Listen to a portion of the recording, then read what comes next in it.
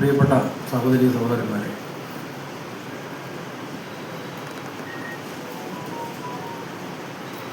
Secretariat employees അസോസിയേഷൻ്റെ സാംസ്കാരിക വിഭാഗമായിട്ടുള്ള രചന ഞാൻ എഴുതിയ സനാതനികളുടെ ഹിന്ദുത്വ വഴികൾ എന്ന പുസ്തകത്തെ അടിസ്ഥാനപ്പെടുത്തി ഇത്തരമൊരു ചർച്ച സംഘടിപ്പിച്ചത് ആ സംഘടനയുടെ ഭാരവാഹികളെ ഞാൻ ആദ്യമായി അഭിവാദ്യം ചെയ്യുകയാണ്. നിങ്ങൾക്ക് ഏവർക്കും അറിയാവുന്നതുപോലെ ഈ പുസ്തകം കണ്ണൂരിൽ വെച്ചാണ് പ്രകാശനം ചെയ്തത്. കണ്ണൂരിലെ ഒരു പരിപാടിക്ക് ശേഷം പല സ്ഥലത്തും പുസ്തകത്തെപ്പറ്റി വിശദീകരണം വേണം, ചർച്ച വേണം എന്ന അഭിപ്രായം വന്നിട്ടുണ്ട്. അതിൽ ആദ്യ പരിഗണന നൽകിയത് തിരുവനന്തപുരത്താണ്. അതിന് പ്രത്യേക പ്രാധാന്യമുണ്ട്. ഈ സനാതനികൾ എങ്ങനെയാണ് ചരിത്രത്തിൽ ഇടപെട്ടത് എന്ന പരിശോധനയാണ് ഈ പുസ്തകത്തിലുള്ളത്. അതിൽ നമ്മളെല്ലാം ആദരിക്കുന്ന മഹത് വ്യക്തിത്വമാണ് മഹാത്മജിയുടെ. രാഷ്ട്രപിതാവായിട്ട് നമ്മൾ ആദരിക്കുന്ന വ്യക്തിയാണ്. ആ രാഷ്ട്രപിതാവിനെക്കുറിച്ച് 2024 ഓണക്കാലത്ത് കേരളത്തിലെ സംഘപരിവാർ പ്രസിദ്ധീകരണം, മലയാളത്തിലുള്ള പ്രസിദ്ധീകരണമുണ്ട്. ആ പ്രസിദ്ധീകരണത്തിൻ്റെ ഓണപ്പതിപ്പിൽ 13 ലേഖനങ്ങളാണ് വന്നത്. സനാതന ധർമ്മത്തിൻ്റെ തത്വങ്ങളെപ്പറ്റി 13 ലേഖനങ്ങൾ. അത് കൗതുകരമായിട്ടൊരു വായനയാണ്. 2024 ഡിസംബറിലാണ് അന്നത്തെ മുഖ്യമന്ത്രിയായിരുന്ന സഖാവ് പിണറായി വിജയൻ്റെ ശിവഗിരി പ്രസംഗം നടന്നത്. 2023 തമിഴ്നാട് പ്രോഗ്രസീവ് റീഡേഴ്സ് ഫോറത്തിൻ്റെ ഒരു സമ്മേളനത്തിൽ അവിടുത്തെ DMK നേതാവായിട്ടുള്ള ഉദയനിധി സ്റ്റാലിൻ ശക്തമായിട്ടുള്ള ഒരു വിമർശനം ഈ സനാതന ധർമ്മവാദികൾക്കെതിരായിട്ട് ഉയർത്തിയത്. അത് കോവിഡിനെയും ഡെങ്കിപ്പനിയെയും പോലെ ഉന്മൂലനം ചെയ്യേണ്ട ഒന്നാണ് സനാതനത്വം, സനാതന ധർമ്മം. കാരണം അത് സമൂഹത്തിൽ അസമത്വം വിതക്കുന്നതാണ്. ഉദയനിധി സ്റ്റാലിൻ്റെ പ്രസംഗത്തെ തുടർന്നും വലിയ ചർച്ചയുണ്ടായി. സംഘപരിവാർ ശക്തികളാണ് വലിയ വിമർശനം ഉയർത്തിയത്. നേരത്തെ പറഞ്ഞിട്ടുള്ള ശിവഗിരി തീർത്ഥാടനത്തിൻ്റെ ഭാഗമായി മുഖ്യമന്ത്രിയായിരുന്ന സഖാവ് പിണറായി നടത്തിയ പ്രസംഗത്തെ തുടർന്നും കേരളത്തിൽ വലിയ ബഹളമുണ്ടായി. ഇതിനിടയിലാണ് ഞാൻ നേരത്തെ പറഞ്ഞിട്ടുള്ള കേസരിയുടെ ഓണപ്പതിപ്പിലെ ഈ 13 ലേഖനങ്ങൾ വന്നിട്ടുള്ളത്. അതിൽ ഒരു ലേഖനത്തിലെ ഒരു ഖണ്ഡികയാണ് ഞാനിവിടെ വായിക്കാൻ ഉദ്ദേശിക്കുന്നത്. അതിങ്ങനെയാണ്: സനാതന ധർമ്മത്തിൻ്റെ അടിസ്ഥാനത്തിൽ സ്വാതന്ത്ര്യ സമര പ്രസ്ഥാനം കെട്ടിപ്പടുത്ത ആളാണ് മഹാത്മാഗാന്ധി. ഗാന്ധിയുടെ രാഷ്ട്രീയം എല്ലാവർക്കും സ്വീകാര്യമാണെങ്കിലും അല്ലെങ്കിലും അദ്ദേഹത്തിൻ്റെ ജീവിത ദർശനവും പദ്ധതികളും സനാതന ധർമ്മത്തിൻ്റെ അടിസ്ഥാനത്തിലുള്ളതാണെന്ന് എല്ലാവരും സമ്മതിക്കുമെന്ന് കരുതട്ടെ. ഇനി ആർക്കെങ്കിലും സംശയം ബാക്കിയുണ്ടെങ്കിൽ അതുകൂടി ദൂരീകരിക്കാനാണ് അദ്ദേഹം ഹിന്ദു സ്വരാജ് എഴുതിയത്. മനസ്സിലായില്ലേ? ഹിന്ദു സ്വരാജ്.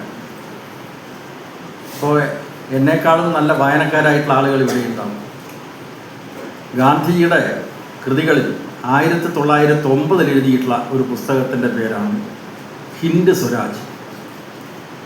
നിങ്ങൾക്ക് ഗൂഗിളിൽ സെർച്ച് ചെയ്താൽ മനസ്സിലാക്കാൻ പറ്റും. ഹിന്ദ് സ്വരാജ് സംഗതി മനസ്സിലായത്. ഹിന്ദ് സ്വരാജ് എന്നാൽ ഹിന്ദുസ്ഥാൻ ആ അർത്ഥത്തിലാണ് അദ്ദേഹം എഴുതിയത്. എന്നാൽ ഈ സംഘപരിവാർ പ്രസിദ്ധീകരണം എന്താ പറയുന്നത്? സനാതന ധർമ്മത്തിൻ്റെ വക്താവാണ് മഹാത്മാഗാന്ധി. അതിനെ അടിസ്ഥാനപ്പെടുത്തിയാണ് സ്വാതന്ത്ര്യ സമര പ്രസ്ഥാനം കെട്ടിപ്പടുത്തത്. അദ്ദേഹത്തിൻ്റെ അഭിപ്രായങ്ങളോട് വിയോജിപ്പുള്ളവരുണ്ടാവാം. വല്ല സംശയമുള്ളവർ എന്ത് വായിക്കണം? ഹിന്ദു സ്വരാജ് വായിക്കണം. മനസ്സിലായില്ലേ? എങ്ങനെയാണ് കൃതികളെപ്പോലും വക്രീകരിച്ച് ചിത്രീകരിക്കുന്നത് എന്നതിൻ്റെ തെളിവാണ് ഞാനിവിടെ പറഞ്ഞിട്ടുള്ളത്. ഹിന്ദ് സ്വരാജിന് പകരം ഹിന്ദു സ്വരാജാകുക. ഈ ഹിന്ദ് സ്വരാജിലെ വാദങ്ങൾ തീർച്ചയായിട്ടും ഗാന്ധിജി ഇന്ത്യയിൽ സ്വാതന്ത്ര്യ സമര പ്രസ്ഥാനത്തിൻ്റെ മുഖ്യധാരയിലേക്ക് വരുന്നതിന് മുമ്പ് എഴുതിയിട്ടുള്ള ഒരു ഗ്രന്ഥമാണ്. അതിൽ നമുക്ക് വിയോജിപ്പുള്ള പല കാര്യങ്ങളും ഞാൻ ഈ പുസ്തകത്തിൽ അതൊക്കെ പറഞ്ഞിട്ടുണ്ട്. അതിൻ്റെ വിശദാംശങ്ങളിലേക്ക് ഞാൻ കടക്കുന്നില്ല. പക്ഷേ മഹാത്മാഗാന്ധി സനാതനികളുടെ വാദങ്ങൾക്കെതിരായി സമരം നടത്തിയ ആളാണ്. നിങ്ങൾക്കറിയാം, ഈ സനാതന ധർമ്മം എന്ന് പറഞ്ഞാൽ എന്താ? തീർച്ചയായിട്ടും ധാർമ്മിക മൂല്യങ്ങൾ വേണ്ടേ സമൂഹത്തിന്? വേണം. ഇപ്പോൾ ഫ്രഞ്ച് വിപ്ലവം സമത്വത്തിൻ്റെതായിട്ടുള്ള മൂല്യങ്ങൾ മുന്നോട്ട് വെച്ചിട്ടുണ്ട്. സ്വാതന്ത്ര്യം, സമത്വം, സ്വാതന്ത്ര്യം. പക്ഷെ സനാതന ധർമ്മം എന്ന് വിളിക്കപ്പെടുന്ന ഹിന്ദുത്വം ഉയർത്തിപ്പിടിക്കുന്ന ഈ മൂല്യബോധം എന്തിനെ അടിസ്ഥാനപ്പെടുത്തിയാണ്? യാതൊരു സംശയമില്ല, അത് വർണ്ണധർമ്മ വ്യവസ്ഥയെ അടിസ്ഥാനപ്പെടുത്തിയാണ്, അഥവാ വർണ്ണജാതി വ്യവസ്ഥയെ ന്യായീകരിച്ചു കൊണ്ടിട്ടാണ്. ഇതാണ് മഹാത്മാഗാന്ധി കേരളത്തിൽ 5 തവണയാണ് സന്ദർശനം നടത്തിയത്. 1920 അത് ഹിന്ദു മുസ്ലിം ഐക്യം എന്നാണ് അദ്ദേഹം പറഞ്ഞിട്ടുള്ളത്. കോഴിക്കോട് കടപ്പുറത്ത് ചേർന്നിട്ടുള്ള വലിയ മീറ്റിങ്ങിൽ മൗലാന ഷൗക്കത്ത് അലിയോടൊപ്പം അദ്ദേഹം പ്രസംഗിച്ചു. അത് ഖിലാഫത്ത് പ്രസ്ഥാനത്തിൻ്റെ പശ്ചാത്തലത്തിലാണ്.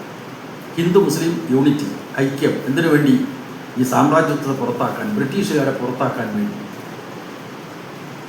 അത് ഈ സനാതന ധർമ്മത്തെപ്പറ്റി പൊക്കിപ്പിടിക്കുന്ന സംഘപരിവാർ ശക്തികൾ അംഗീകരിക്കുന്നുണ്ടോ ഇല്ലയോ? ചോദ്യം വളരെ പ്രകടമാണല്ലോ. ഹിന്ദു മുസ്ലിം യൂണിറ്റി. പിന്നീട് അദ്ദേഹം 1925 കേരളത്തിൽ വന്നിട്ടുണ്ട്. അത് വൈക്കം ക്ഷേത്ര സമരത്തിൻ്റെ പശ്ചാത്തലത്തിലാണ്. അത് 24 തുടങ്ങിയതാണ്. 1924 ശ്രീ ടി.കെ. മാധവൻ്റെ നേതൃത്വത്തിൽ കാക്കനാട കോൺഗ്രസ് സമ്മേളനത്തിൻ്റെ പ്രമേയം നടപ്പാക്കുന്നതിൻ്റെ ഭാഗമായി ഐത്തോച്ചാടനം ഒരു കർമ്മപരിപാടിയായി മാറിയല്ലോ.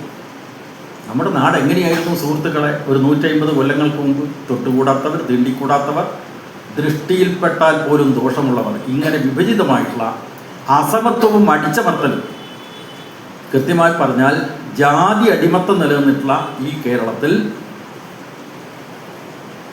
ഇരുട്ടിനിടയിൽ ഒരു പ്രഭാവെളിച്ചം പോലെ ആ വൈക്കം ക്ഷേത്ര സമരം ഉയർന്നു നിൽക്കുന്നു. ഇതിനു വേണ്ടിയിട്ടാണ് സമരം. ക്ഷേത്രത്തിൽ പോയി ആരാധന നടത്താനുള്ള സ്വാതന്ത്ര്യത്തിന് വേണ്ടിയിട്ടല്ല. പിന്നെയോ ക്ഷേത്രത്തിൻ്റെ പരിസരത്തൂടെ അയിത്തജാതികൾക്ക് സഞ്ചരിക്കാനുള്ള സ്വാതന്ത്ര്യത്തിന് വേണ്ടിയിട്ടായിരുന്നു വൈക്കം ക്ഷേത്ര സമരം. ആരാ അതിന് എതിർത്തത്? സനാതനികൾ. വൈക്കം ക്ഷേത്ര സമരം 11 മാസം പിന്നിടുന്ന ഘട്ടത്തിലാണ് മഹാത്മാഗാന്ധി കേരളത്തിൽ വരുന്നത്. 1925 അവിടെ വന്നപ്പോൾ അദ്ദേഹത്തിന് ഒരു തപാലയിൽ ഒരു കത്ത് കിട്ടി. നിങ്ങൾ ഈ ഐത്തോച്ചാടനത്തിൻ്റെ ഭാഗമായിട്ടാണ് നിങ്ങൾ വരുന്നത്, പ്രക്ഷോഭത്തിന് പിന്തുണ തരാനാണ് വരുന്നത്.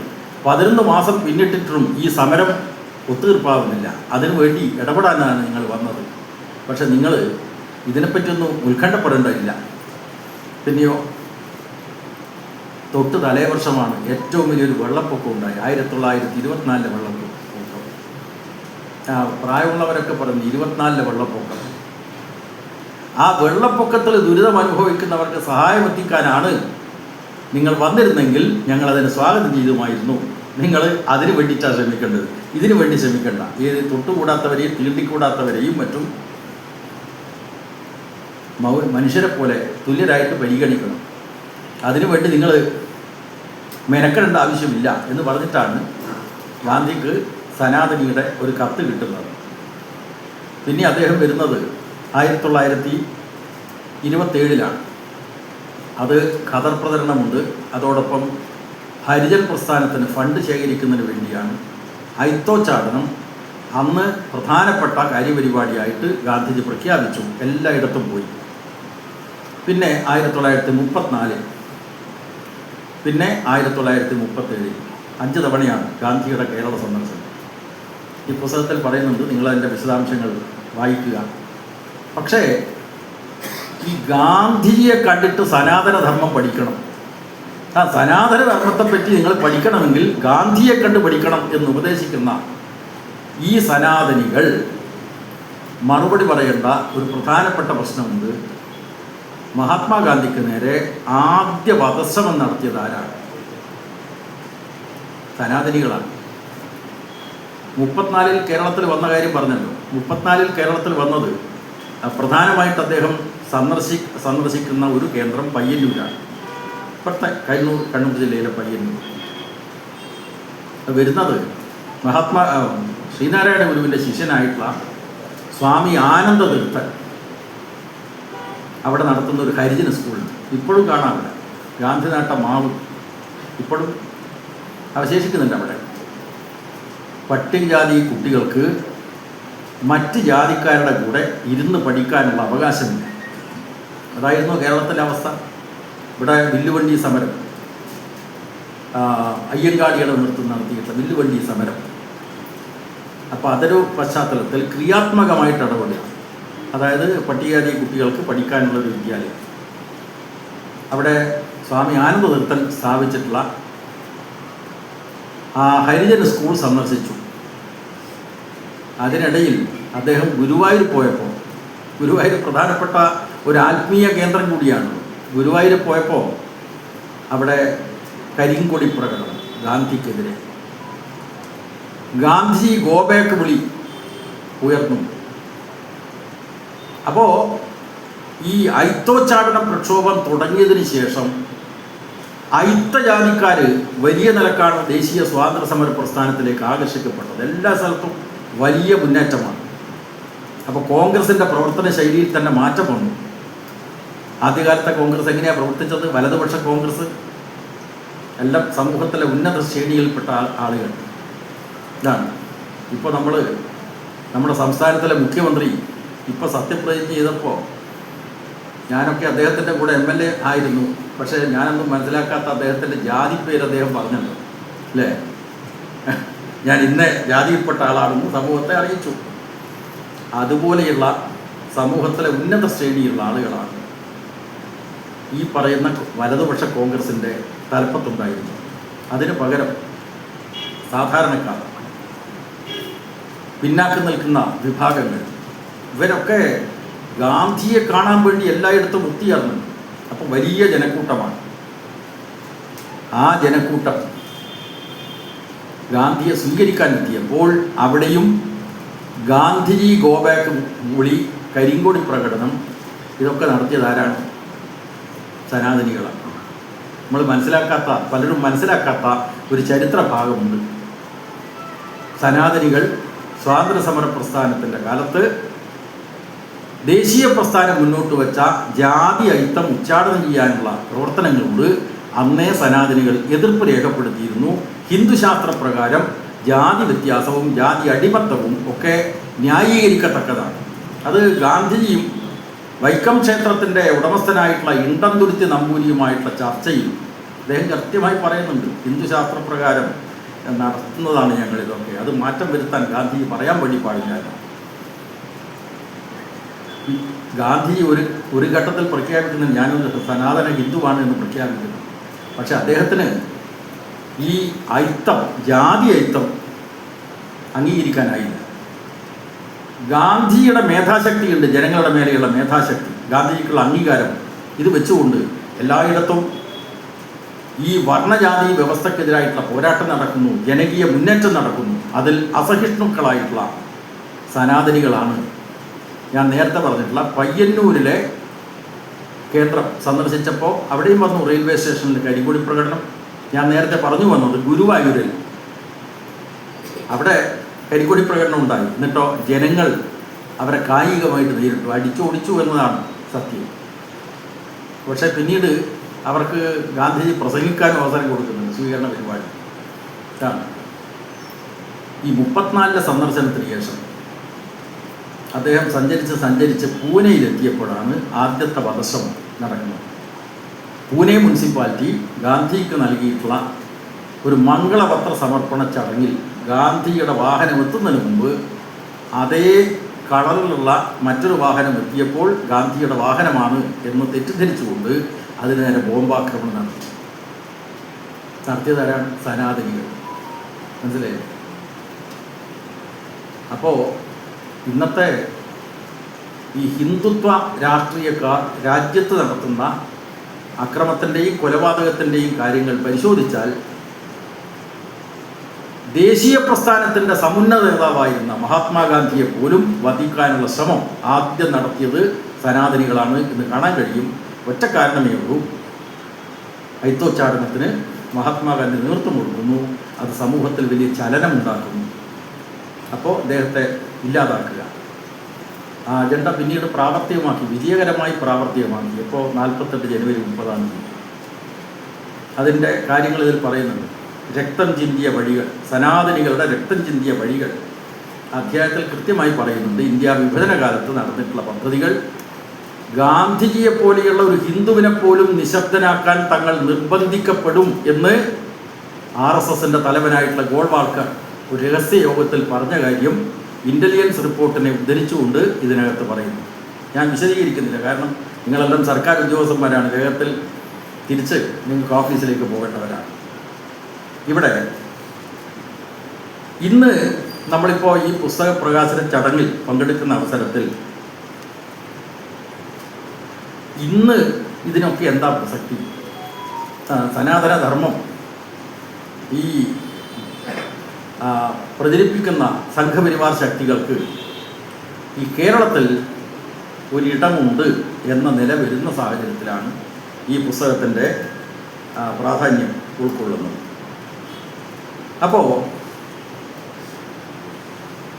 നമ്മുടെ ഇന്നലെ ഞാൻ തിരുവനന്തപുരം നഗരത്തിൽ തന്നെ ഒരു സ്ഥലത്ത് പോകുന്ന അവസരത്തിൽ അവിടെ ഒരു ബോർഡ് കണ്ടു, സനാതന ധർമ്മം വിജയിക്കട്ടെ, ഹിന്ദു ഏകീകരണം.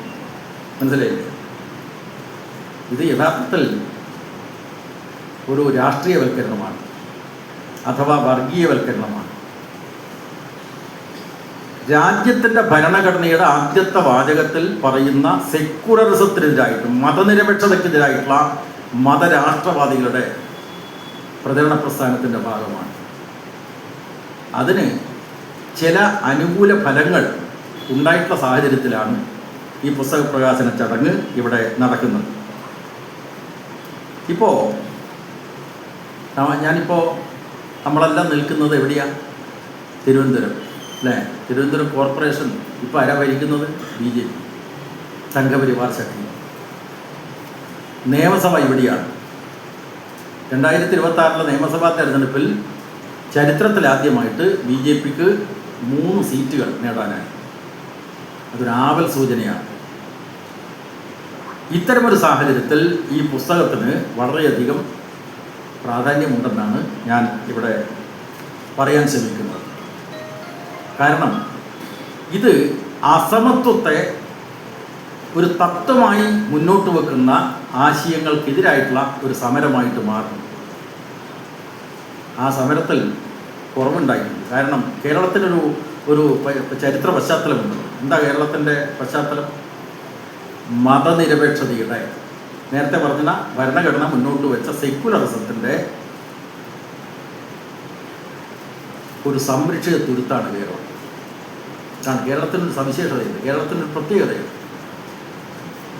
കാരണം ഇത് ഈ മതനിരപേക്ഷതയുടെ സംരക്ഷിത തുരുത്താണ് കേരളം എന്ന് പറയുമ്പോൾ അത് 1950 ഭരണഘടന നിലവിൽ വന്ന അവസരത്തിൽ ഭരണഘടനാ വ്യവസ്ഥയായതുകൊണ്ടോ അല്ലെങ്കിൽ അന്നത്തെ ഭരണഘടനയിൽ സെക്യുലറിസത്തിൻ്റെ അംശങ്ങൾ ഉൾപ്പെടുത്തിയത് കൊണ്ടോ? കാരണം ആദ്യത്തെ വാചകം പിന്നീട് ഭേദഗതിയിലൂടെ രൂപപ്പെട്ടതാണെങ്കിലും മതനിരപേക്ഷതയുടെ അംശങ്ങളുണ്ടല്ലോ ഭരണഘടനയിൽ. അന്ന് ഉണ്ടായിട്ടുള്ളൊരു പുതിയ അവബോധമാണോ കേരളീയ സമൂഹത്തിനല്ല? നമുക്ക് ചരിത്രത്തിൽ നോക്കുമ്പോൾ നവോത്ഥാന പ്രസ്ഥാനങ്ങൾ, അതിൽ വളരെ പ്രധാനപ്പെട്ട പങ്കാണ് ശ്രീനാരായണ ഗുരുവിനുള്ളത്, അയ്യ വൈകുണ്ഠസ്വാമികൾക്കുള്ളത്, ചട്ടമ്പി സ്വാമികൾക്കുള്ളത്, അതുപോലെ അംബേദ്കർ ഉള്ളത്, പിന്നെ അതുപോലെ തന്നെ വാഗ്ഭടാനന്ദനുള്ളത്, പിന്നെയോ അയ്യങ്കാളിക്കുള്ളത്. ഇവരെല്ലാം നവോത്ഥാന പ്രസ്ഥാനത്തിൻ്റെ നായകന്മാരാണ്. കേരളീയ നവോത്ഥാനത്തിൻ്റെ അതിൽ അംബേദ്കർ നമ്മുടെ സംസ്ഥാനത്തല്ലെങ്കിലും ബാക്കി എല്ലാ പേരുകളും ഈ കേരളത്തിൻ്റെ ഭാഗമായി നിൽക്കുന്നവരാണ്. അവരുടെ ചിന്തകൾ തീർച്ചയായിട്ടും ഒരു പുനർവായനയ്ക്ക് വിധേയമാക്കണം. ആണ് ഈ പുസ്തകത്തിലൂടെ വായനക്കാരോട് ആവശ്യപ്പെടുന്നത്. ഒരു പുനർവായന വേണം. കാരണം ഈ ശ്രീനാരായണ ഗുരുവിനെ പോലും ഹിന്ദു സന്യാസിയായിട്ട് ചിത്രീകരിക്കുക എന്നാണ്.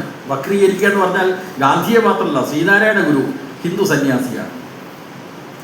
നിങ്ങൾ നോക്കൂ, ഈ ശിവഗിരി തീർത്ഥാടനത്തിൻ്റെ ഭാഗമായിട്ടാണല്ലോ ഒരു പ്രസംഗമുണ്ടായത്, സനാതന ധർമ്മത്തെക്കുറിച്ചുള്ള വിവാദങ്ങളുണ്ടായത്.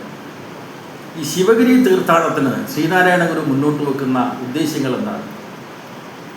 1 വിദ്യാഭ്യാസം, 2 ശുചിത്വം, 3 ഈശ്വരഭക്തി, 4 സംഘടന, 5 കൃഷി, 6 കച്ചവടം, 7 കൈത്തൊഴിൽ, 8 സാങ്കേതിക പരിശീലനങ്ങൾ. അതാണ് മഞ്ഞ വസ്ത്രം ഉടുത്തിട്ട് ആളുകൾ ശിവഗിരിയിലേക്ക് വരൂ. അപ്പോൾ തീർത്ഥാടനം. ആ തീർത്ഥാടനത്തിൻ്റെ ഉദ്ദേശം എന്താ? വിദ്യാഭ്യാസം. മനസ്സിലായില്ലേ? ഹിന്ദു സന്യാസിയാണെന്ന് പറയുമ്പോൾ ആത്മീയ തലത്തിൽ മാത്രം ഇടപെട്ട ഒരാളായിരുന്നില്ല നവോത്ഥാന നായകന്മാരിൽ പ്രമുഖനായിട്ടുള്ള ശ്രീനാരായണ ഗുരു. ആണ് വിദ്യാഭ്യാസം കൊടുക്കുക എന്നുള്ളത്. അപ്പോൾ ക്ഷേത്രപ്രതിഷ്ഠ നടത്തിയിട്ടുള്ള ശ്രീനാരായണ ഗുരു ഒടുവിൽ ആ ക്ഷേത്രങ്ങൾ കൊണ്ട് കുറേയധികം ദുഷിച്ച പ്രവണതകൾ ഉണ്ടായിട്ടുണ്ട്. അതുകൊണ്ട് ഇനി എന്ത് വേണം? ആരാധനാലയങ്ങൾക്ക് പകരം ദേവാലയങ്ങൾ വേണം, വിദ്യാലയങ്ങൾ വേണം എന്ന് പറഞ്ഞിട്ടുള്ള ആളാണ് ശ്രീനാരായണ ഗുരു. അപ്പോൾ ശിവഗിരിയിൽ അദ്ദേഹം കൃത്യമായി പറഞ്ഞു, വിദ്യാഭ്യാസം വേണം, പിന്നെ ശുചിത്വം വേണം. 3ാമത്തെ കാര്യം മാത്രമാണ് ഈശ്വരഭക്തി. ഈശ്വരഭക്തിയെ പ്രഥമമായി കാണാത്ത ലക്ഷ്യമാണ്, ഉദ്ദേശ്യമാണ് ശിവഗിരി തീർത്ഥാടനത്തിൻ്റെ ഭാഗമായി ഗുരു മുന്നോട്ട് വെക്കുന്നത്. എന്ന് മാത്രമല്ല, സംഘടിച്ച് ശക്തരാവാനും വിദ്യ കൊണ്ട് പ്രബുദ്ധരാവാനും. ഇതാണ് സെക്രട്ടേറിയറ്റ് എംപ്ലോയീസ് അസോസിയേഷൻ എങ്ങനെ വന്നതാ? വർഗ സംഘടനകൾ എങ്ങനെ വന്നതാ? സംഘടിച്ച് ശക്തരാവാനും വിദ്യ കൊണ്ട് പ്രബുദ്ധരാവാനും വേണ്ടിയുള്ള നവോത്ഥാനത്തിൻ്റെ ആശയങ്ങളുടെ ഒരു തുടർച്ചയും വളർച്ചയുമായിട്ടാണ് കേരളത്തിലെ വർഗപ്രസ്ഥാനങ്ങൾ വന്നത്, വർഗ രാഷ്ട്രീയം രൂപപ്പെട്ടത്. പിന്നെ അദ്ദേഹം പറയുന്നത് കൃഷി ആണ്. കൃഷിയിൽ ഉൽപ്പാദന വർധനവിന് വേണ്ടിയുള്ള കാര്യങ്ങൾ ചെയ്യണം, കച്ചവടത്തെപ്പറ്റി പഠിപ്പിക്കണം, കൈത്തൊഴിലിനെ പറ്റി പഠിക്കണം, പിന്നെയോ സാങ്കേതിക പരിശീലനം. മനസ്സിലായില്ലേ? ലൗകിക കാര്യങ്ങളിലാണ് ഏറെയും ഊന്നിക്കൊണ്ട് ഗുരു പറഞ്ഞിട്ടുള്ളത്. അപ്പോൾ അദ്ദേഹത്തെ ക്ഷേത്രപ്രതിഷ്ഠയുടെ ആളായിട്ട് ചിത്രീകരിക്കുക. ഹിന്ദു സന്യാസി, ക്ഷേത്രപ്രതിഷ്ഠ നടത്തിയ ആൾ. ഞാൻ ഈ പുസ്തകത്തിൽ പരിശോധിക്കുന്ന മറ്റു ഭാഗമുണ്ട്, കൂടുതൽ സമയം ഞാൻ എടുക്കുന്നില്ല. അത് ശ്രീനാരായണ ഗുരുവിൻ്റെ ക്ഷേത്രപ്രതിഷ്ഠയും ബ്രാഹ്മണീയ ആരാധനാലയങ്ങളുടെ ക്ഷേത്രപ്രതിഷ്ഠയും ഒരേ നിലക്കാണ്. ക്ഷേത്രപ്രതിഷ്ഠയ്ക്ക് കൃത്യമായിട്ടുള്ള വിധികളുണ്ട്. തന്ത്രസമുച്ചയം, തന്ത്രസമുച്ചയത്തിലെ ഭാഗങ്ങൾ ഇതിൽ ഉദ്ധരിക്കുന്നു. ഇതിൽ കേരളത്തിലെ ഈ ഹിന്ദു വിഭാഗത്തിൽപ്പെട്ട ആരാധനാലയങ്ങളെ ഏകോപിപ്പിച്ചുകൊണ്ട് അവിടെ എത്തുന്ന വിശ്വാസികളെ വർഗീയ രാഷ്ട്രീയത്തിൻ്റെ ഭാഗമാക്കാൻ നടത്തിയിട്ടുള്ള കൃത്യമായിട്ടൊരു ആസൂത്രണമാണ് നേരത്തെ RSS പ്രചാരകനായിരുന്ന മാധവൻ, പി. മാധവൻ എഴുതിയിട്ടൊരു പുസ്തകം. അതിൻ്റെ പേരാണ് ക്ഷേത്ര ചൈതന്യ രഹസ്യം. ത്തിൽ പ്രതിപാദിക്കുന്നു ക്ഷേത്ര ചൈതന്യ രഹസ്യം. വളരെ ആലോചിക്കേണ്ട അല്ലെങ്കിൽ ചർച്ച ചെയ്യപ്പെടേണ്ട ഒരു വിഷയമാണ് ക്ഷേത്ര ചൈതന്യ രഹസ്യം. എന്തിനാണ് എഴുതിയത്? ക്ഷേത്ര ചൈതന്യം മാനവരെ അറിയിക്കാൻ വേണ്ടിയിട്ടല്ല, പിന്നെയോ ക്ഷേത്രത്തിലെത്തുന്ന വിശ്വാസികളെ സംഘടിപ്പിക്കാൻ വേണ്ടിയാണ്. എന്തിന്? വർഗീയവൽക്കരിക്കാൻ. എന്നാണ് സംഘപരിവാർ ശക്തികളുടെ ആലയങ്ങളിലേക്ക് എത്തിക്കാനുള്ള കൃത്യമായ ആസൂത്രണമാണ് ആ പുസ്തകത്തിൽ ഉണ്ടായിട്ടുള്ളത്. ആ പുസ്തകം പറയുന്നത് ക്ഷേത്രപ്രതിഷ്ഠ എന്ന് പറഞ്ഞാൽ തന്ത്രവിധിപ്രകാരമാണ് വേണ്ടത്. തന്ത്രസമുച്ചയം അതിൻ്റെ ശില്പഭാഗത്തിൽ കൃത്യമായി പറഞ്ഞു വെച്ചത് എന്താ? പറഞ്ഞു വെച്ചത് ബ്രാഹ്മണന് ഒരു ക്ഷേത്രം ഉണ്ടാക്കണം, അത് പ്രതിഷ്ഠ നടത്തുമ്പോൾ അതിൻ്റെ മണ്ണ് പോലും വ്യത്യസ്തമാണ്. ക്ഷത്രിയനില്ലാത്ത മണ്ണ്, അല്ലെങ്കിൽ ക്ഷത്രിയന് പറഞ്ഞ മണ്ണിൽ നിന്നും വ്യത്യസ്തമായിട്ടുള്ള മണ്ണ്, വൈശ്യനിൽ നിന്ന് വൈശ്യന് ക്ഷേത്രം ഉണ്ടാക്കണമെങ്കിൽ അതിൽ നിന്ന് വ്യത്യസ്തമായിട്ടുള്ള മണ്ണ്, മാത്രമല്ല ശൂദ്രന് വേറെ മണ്ണ്. ഇത് മാത്രമല്ല, ഇപ്പോൾ ശിവപ്രതിഷ്ഠയാണല്ലോ പറയുന്നത്, ശിവലിംഗം. ശിവലിംഗ പ്രതിഷ്ഠ നടത്തുമ്പോൾ ബ്രാഹ്മണന് പ്രതിഷ്ഠ നടത്താനുള്ള ലിംഗത്തിൻ്റെ വലുപ്പമല്ല അനുവദിച്ചിട്ടുള്ളത് ആർക്ക്? ക്ഷത്രിയന്, കീഴാള വർണ്ണങ്ങൾ. ഇങ്ങനെയുള്ള വ്യത്യസ്തകൾ നിലനിൽക്കുന്ന ഒരു സമൂഹത്തെ ഞങ്ങൾ ഏകീകരിക്കും. അപ്പോൾ അതിൻ്റെ മറ്റ് വിശദാംശങ്ങളിലേക്കൊന്നും ഞാൻ കടന്നു പോകുന്നില്ല. അപ്പോൾ അതുകൊണ്ട് ഇതൊരു ഗ്രാൻഡ് ഡിസൈൻ്റെ ഭാഗമാണ്. ഗ്രാൻഡ് ഡിസൈൻ, ആദ്യത്തെ അധ്യായത്തിൻ്റെ പേര് തന്നെ ഗ്രാൻഡ് ഡിസൈൻ്റെ ആവർത്തനമാണ്. കേരളത്തെ കീഴടക്കുക എന്നുള്ള ഒരു പദ്ധതി RSS ആവിഷ്കരിച്ചിട്ടുണ്ട്. ഇവിടെയാണ് നമ്മൾ മനസ്സിലാക്കേണ്ട വേറൊരു കാര്യം. ഈ കേരളം എങ്ങനെയാണ് ഈ മതനിരപേക്ഷതയുടെ സംരക്ഷണ തുരുത്തായിട്ട് ഇപ്പോഴും നിൽക്കുന്നത്? എന്തുകൊണ്ടാണ് സംഘപരിവാർ ശക്തികൾക്ക് ഒരു ഗുജറാത്തിനെ പോലെ, ഗുജറാത്ത് എന്ന് പറഞ്ഞാൽ ഗാന്ധിക്ക് ജന്മം നൽകിയിട്ടുള്ള പോർബന്ദർ ഗ്രാമം ഉൾക്കൊള്ളുന്ന ആ സംസ്ഥാനം ഇടക്കം കഴിഞ്ഞത് ഒരു മഹാരാഷ്ട്ര ആവാത്തത് എന്തുകൊണ്ട്? ഒരു രാജസ്ഥാൻ ആവാത്തത് എന്തുകൊണ്ട്? ഇന്ത്യയിലെ പല സംസ്ഥാനങ്ങളിലും സംഘപരിവാറിന് രാഷ്ട്രീയ ആധിപത്യം കിട്ടിയല്ലോ. എന്തുകൊണ്ട് കേരളം വേറിട്ട് നിൽക്കുന്നു? ആവൽ സൂചനയെ സംബന്ധിച്ച് ഞാൻ പറഞ്ഞിട്ടുണ്ട്. 3 സീറ്റ് ലോക്സഭാ തെരഞ്ഞെടുപ്പിൽ തൃശ്ശൂരിലെ ലോക്സഭാ സീറ്റ് തിരുവനന്തപുരം കോർപ്പറേഷൻ ആവൽ സൂചനയാണ്. എന്തുകൊണ്ടാണ് അധികം മറ്റ് ഉത്തരേന്ത്യൻ സംസ്ഥാനങ്ങളെ മായിട്ട് തട്ടിച്ചു നോക്കുമ്പോൾ എന്തുകൊണ്ട് കേരളം കീഴടങ്ങിയില്ല? അവിടെയാണ് നിങ്ങളെപ്പോലെയുള്ള ജീവനക്കാർ അണിനിരത്തിട്ടുള്ള വർഗ പ്രസ്ഥാനങ്ങളുടെ പ്രാധാന്യം. അപ്പോൾ നവോത്ഥാന പ്രസ്ഥാനങ്ങൾക്ക് ശേഷം കേരളത്തിൽ അതിൻ്റെ തുടർച്ചയായി വന്നിട്ടുള്ളത് വർഗ പ്രസ്ഥാനങ്ങളാണ്. സംഘടിച്ച് ശക്തരാവാൻ, വിദ്യ കൊണ്ട് പ്രബുദ്ധരാവുക എന്നുള്ള ആഹ്വാനം ശിരസാ വഹിച്ചുകൊണ്ട് ട്രേഡ് യൂണിയനുകൾ, കർഷക പ്രസ്ഥാനങ്ങൾ, ഈ കേരളത്തിലെ കോൺഗ്രസിൻ്റെ ചരിത്രം നോക്കിയാൽ ഇതിനകത്ത് പറയുന്ന ഒരു ഭാഗം, ഈ കോൺഗ്രസിനകത്ത് ലെഫ്റ്റ് സ്വാധീനം നേടിയത്. ഒരു ഘട്ടത്തിൽ കേരളത്തിലെ കോൺഗ്രസിൻ്റെ നേതൃത്വം തന്നെ ലെഫ്റ്റിൻ്റെ നിയന്ത്രണത്തിലായി. Muhammad Abdul Rahman Sahib president, EMS general secretary. അന്ന് കേരളത്തിലെ കോൺഗ്രസിനകത്തുള്ള ഉള്ളടക്കത്തെ സംബന്ധിച്ച് അന്ന് മാതൃഭൂമി പത്രം എഴുതിയിട്ടുള്ള മുഖപ്രസംഗം ഇതിനകത്ത് ഞാൻ കൂട്ടിയിട്ടുണ്ട്. എന്താണെന്ന് പറഞ്ഞാൽ ഈ വാമഭാഗം അവർ സാമ്യവാദം ഉന്നയിക്കുന്നു. സാമ്യവാദം വെച്ചാൽ സോഷ്യലിസ്റ്റ്, അന്നത്തെ മലയാള ഭാഷയാണ് സോഷ്യലിസത്തിന് സാമ്യവാദം. അപ്പോൾ ഈ ചിന്താഗതി ഉണ്ടാക്കുന്ന ഇടതുപക്ഷം ചെയ്യുന്ന പ്രായോഗിക പ്രവർത്തനത്തെക്കുറിച്ച് ആ മുഖപ്രസംഗത്തിൽ പറയുന്നുണ്ട്. അത് കൃഷിക്കാരെ സംഘടിപ്പിക്കുക, തൊഴിലാളികളെ സംഘടിപ്പിക്കുക, വർഗ പ്രസ്ഥാനങ്ങൾ കേരളത്തിലെ ദേശീയ പ്രസ്ഥാനത്തിനകത്തെ ഇടതുപക്ഷത്തിൻ്റെ സംഭാവനയാണ്. പിന്നീട് സ്വതന്ത്രമായിട്ടുള്ള ഒരു വർഗ രാഷ്ട്രീയം രൂപപ്പെട്ടു കേരളത്തിൽ. അതിൻ്റെ ചരിത്രത്തിലേക്കും ഞാൻ പോകുന്നില്ല. യഥാർത്ഥത്തിൽ ഈ മതനിരപേക്ഷതയുടെ സംരക്ഷണ തുരുത്തായിട്ട് കേരളം ഇന്നും നിലനിൽക്കുന്നുണ്ട്. ആപൽ സൂചനകൾ വന്നിട്ടുണ്ടെങ്കിലും ഇന്നും നിലനിൽക്കുന്നത് ഇതിൻ്റെ അടിസ്ഥാനത്തിലാണ്. ലെഫ്റ്റ്, ഇടതുപക്ഷം. ആ ഇടതുപക്ഷത്തിൻ്റെ ശക്തി സ്രോതസ് എവിടെയാണ്? നിങ്ങളെപ്പോലെയുള്ള വർഗ പ്രസ്ഥാനങ്ങളിലാണ്. ജാതിക്കും മതത്തിനും അതീതമായിട്ടുള്ള സാമൂഹ്യബോധത്തെ വർഗബോധമാക്കിയിട്ട് ഉയർത്തുന്ന ആ ഇടതുപക്ഷത്തിൻ്റെ രാഷ്ട്രീയം. ഇന്നും ആ ഇടതുപക്ഷ പ്രസ്ഥാനത്തിന് നേതൃത്വം കൊടുക്കുന്ന CPIM. ഞാൻ വിശദീകരിക്കുന്നില്ല. കേരളത്തിൽ RSSൻ്റെ നുഴഞ്ഞുകയറ്റം നടത്താൻ രക്തം ചിന്തിയ വഴികൾ ഉണ്ടായിരുന്നു. മഹാത്മാഗാന്ധിയുടെ വധത്തോളം എത്തിച്ച വർഗീയ സംഘർഷങ്ങൾ, കലാപങ്ങൾ, ഇത് മാത്രമല്ല കേരളത്തിൽ രക്തച്ചൊരിച്ചിൽ നടത്തിയിരുന്നു. കേരളത്തിലെ 14 ജില്ലകളിൽ 13 എണ്ണത്തിൽ നടന്നിട്ടുള്ള സംഘർഷങ്ങൾ പത്രങ്ങൾ അതിനെ വിശേഷിപ്പിച്ചത്, പ്രത്യേകിച്ച് വലതുപക്ഷ മാധ്യമങ്ങളൊക്കെ വിശേഷിപ്പിച്ചത് ഒരു കണ്ണൂർ രാഷ്ട്രീയം.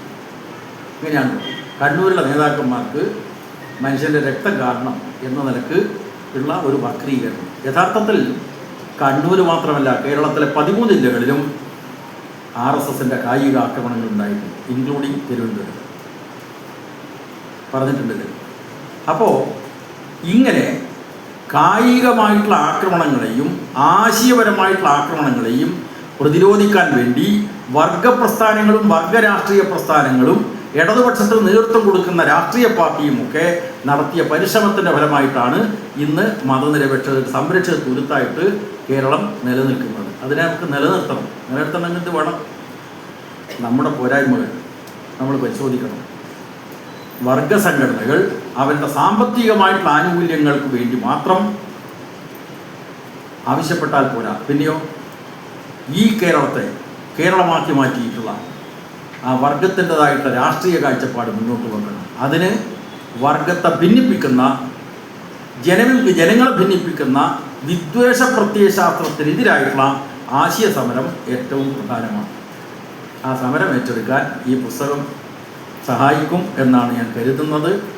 നിങ്ങളൊക്കെ ഇന്നിപ്പോൾ ചില സംശയങ്ങളൊക്കെ നിങ്ങൾക്ക് ഉന്നയിക്കാം, അത് നമുക്ക് സമയപരിധിക്കകത്തുനിന്നുകൊണ്ട് മറുപടി പറയാം. പക്ഷേ ഇതിൻ്റെ തുടർ ചർച്ചകൾ നിങ്ങൾ ഓരോരുത്തരും ഏറ്റെടുക്കണം. അതിൻ്റെ ഭാഗമായി വായനശാലകൾ, ക്ലബ്ബുകൾ, നാട്ടുമ്പുറങ്ങളിലടക്കം ഇതിൻ്റെ ചർച്ചകൾ നടത്തിക്കൊണ്ട് കടുത്ത നിലയിലുള്ള ആശയ സമരം, ജനങ്ങളെ ഭിന്നിപ്പിക്കുന്ന പ്രത്യയശാസ്ത്രത്തിനെതിരായിട്ടുള്ള ആശയ സമരം കേരളത്തിലുടനീളം നടത്താൻ വേണ്ടി നിങ്ങൾ ഓരോരുത്തരും കഴിവിൻ്റെ പരമാവധി പരിശ്രമിക്കണം എന്ന് മാത്രം അഭ്യർത്ഥിച്ചുകൊണ്ട് ഇതൊരു പുസ്തക പ്രകാശന ചടങ്ങ് ഇത്ര വിജയകരമായി സംഘടിപ്പിച്ചിട്ടുള്ള ഇവിടുത്തെ സെക്രട്ടേറിയറ്റ് എംപ്ലോയീസ് അസോസിയേഷൻ്റെ നേതാക്കന്മാരെ ഞാൻ ഹാർദമായി അഭിനന്ദിക്കുന്നു. ആപൽ സൂചനയെപ്പറ്റി പറഞ്ഞ കാര്യത്തിൽ ഒരു കാര്യം കൂടി കൂട്ടിച്ചേർക്കേണ്ടതുണ്ട്. കേരളത്തിലിപ്പോൾ ഒരു വലതുപക്ഷ സർക്കാരാണ് അധികാരത്തിൽ വന്നിട്ടുള്ളത്. സൂചനകൾ വന്നല്ലോ. നിയമസഭയിൽ 3 BJP അംഗങ്ങൾ. സാധാരണ ഈ BJP അംഗങ്ങൾക്ക് പ്രത്യേക അവകാശമൊന്നുമില്ല, പക്ഷെ പ്രത്യേക അവകാശം കൊടുത്തു. എന്താ പ്രത്യേക അവകാശം?